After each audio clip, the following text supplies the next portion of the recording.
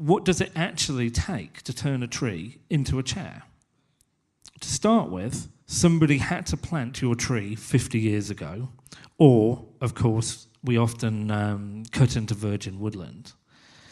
But before we've even started, before we even have a log, you need to build the roads to get into the forest, to get the trees out in the first place. So before you've even started, there's a whole chunk of machinery needed. Then, finally, you can get into the woods to cut your tree down. So there's a whole bunch of stuff just to get a log. Then, it's shipped to a sawmill, and we're finally starting to make our bed of wood smaller. It's shipped again. Often these are sent to a wood kiln, which is basically a giant oven that uses all the energy you can imagine such a large thing would do. Then it's shipped again to the timber yard before finally we're actually getting to the wood workshop. Then, using more tools, we can start to make our bits of wood smaller. More tools again, smaller and smaller bits before finally we've actually got a chair.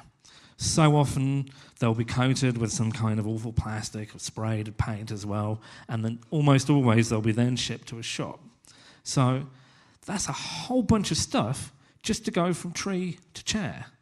And the thing is, it's worth remembering that it's not just these things need making too. So that's more factories, more shipping, more resources, lots of resources. So there's less room for the natural world. And now this chair's in your home, how long is it really going to last? The more components there are, the more there is to break, and the sooner that may happen. And then that's when it hit us. Why on earth do we bother cutting trees into smaller and smaller bits at all? Why not just shape and graft the tree as it grows? It won't take so long. There's no growing for 50 years. There's no waste. Almost everything will compost and provide nourishment for the soil. And it will be stronger because the joints have actually grown into one solid piece. And thanks to the Stone Age technique of coppicing, with the right species, they'll grow right back again after harvest. So we're not the first people by any stretch to have thought of this. Originally, the ancient Chinese, they dug these massive holes and filled them with sort of chair-shaped rocks, and then would grow the tree, and the roots would grow between the rocks, and then 20 years later they would dig it up. A whole bunch of work, but worked nonetheless. In more recent times, there was an American called John Dammit Krubsack. He spent 11 years shaping 20 trees into his chair that grew. And after having done this for over a decade now, I can totally see why his nickname was Dammit. Then in the 50s in Santa Cruz, there was Axel L. Anderson. He created a whole tree circus. He developed all the techniques that we use now, and many more besides. But he died without telling anyone how he did it. It was a real shame. But then there was Becky North and Peter Cook, who didn't make that mistake, and their book is one of the first places to look at, I think.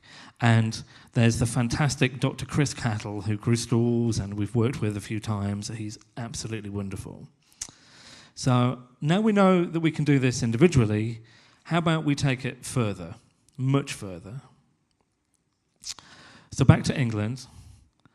And with some land from friends, the first trees are planted very, very neatly. And over the next few years, we slowly start to make something that actually looks like a chair. Here's our very first prototype. After 100 attempts, this was our first. This is 4 trees, and it took 5 years from start to finish. The problem was, though, that bringing these, you can't force trees to do anything they don't want to do. There was a real kind of learning curve when we realised that what we have to do is collaborate with the trees. So it seemed that what we were doing was actually bringing 4 trees together into one small space. There's not enough light. That means one's always going to grow big. One is not going to grow so well, the other two, who knows what they're doing. We literally couldn't see the wood for the trees. And it was a real kind of problem with trying to force these things. And the answer, as usual, turns out to be simple. Why don't we grow the chairs upside down? That way, it makes more sense for the tree. We can actually work with the tree. You go from a central stem out into the 2 branches for the back and then out into 4. So it's much more like the pattern that a tree actually grows in. So now we figured that out. Let's crack on and try it. There's a wonderful Chinese proverb: the best time to plant a tree was 10 years ago. The second best time is now. We managed in between, and 5 years earlier, we'd planted up, based on a continuously renewing vineyard, 2,000 trees in 2.5 acres of Derbyshire hillside. And over a decade, we've turned a field into a chair orchard. And here we are, here's our orchard last summer. And while it's fairly hard to see, there is actually several dining sets growing here with plenty of room for some more. But what are our actual environmental impacts? Well, there's the frame around which each product grows, and we can reuse these for decades. The orchard requires maintenance all year round, and once harvested, each product requires drying, sanding, oiling, and polishing. And so what we're developing here is more like an organised ecosystem. We need no mains water, no electricity, it absorbs carbon and emits little more than art and furniture.